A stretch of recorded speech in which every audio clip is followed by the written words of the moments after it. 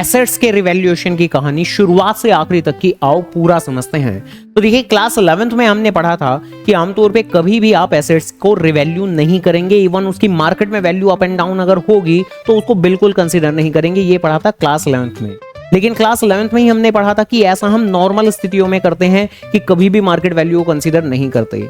इन special circumstances जब कहीं भी अगर किसी एक पार्टनरशिप फॉर्म के अंदर किसी भी तरह से रिकॉन्स्टिट्यूशन हो रहा हो, रिकॉन्स्टिट्यूशन का मतलब कोई पार्टनर आ रहा है या कोई पार्टनर जा रहा है। किसी पार्टनर के आने पर भी बेसिकली रिकॉन्स्टिट्यूशन कहलाता है, किसी पार्टनर के जाने पर भी रिकॉन्स्टिट्यूशन कहलाता है, या existing partner profit sharing ratio में चेंजेस करें तो उसको भी रिकॉन्स्टिट्यूशन ही कहते हैं।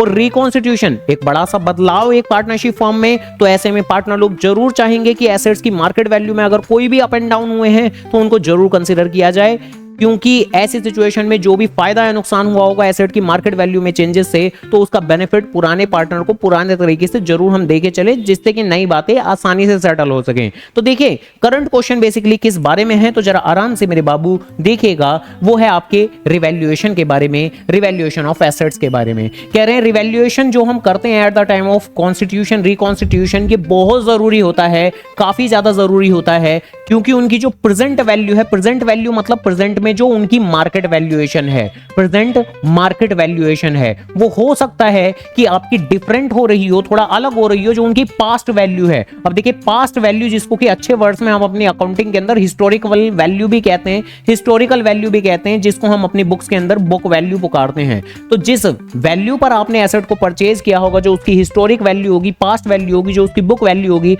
वो हो सकता है कि करंट मार्केट वैल्यू के मुकाबले इक्वल ना हो, या तो ज्यादा हो मार्केट वैल्यू या कम हो, जिससे कि फायदे नुकसान हो सकते हैं। तो उन नुकसान या फायदे को आप पुराने पार्टनर में, रिकॉन्स्टिट्यूशन से पहले वाले पार्टनर्स के बीच में पुराने रेशो के अंदर बांट के खत्म कर देते हैं। तो करंट क्वेश्चन तो बड़ा आसान सा है कि जो प्रेजेंट वैल्यू है, मार्केट वैल्यू, वो अलग हो सकती है बुक वैल्यू के मुकाबले, तो आंसर आपका डी पार्ट रहेगा, ध्यान रखिएगा। तो क्वेश्चन की अंडरस्टैंडिंग बहुत जरूरी है, तभी आप बेसिकली रिलेवेंटली एमसीक्यूज को सही तरीके से, परफेक्ट तरीके से कर पाएंगे। तो ऐसी और परफेक्शन बढ़ाने के लिए वीडियो को लाइक, चैनल को जरूर सब्सक्राइब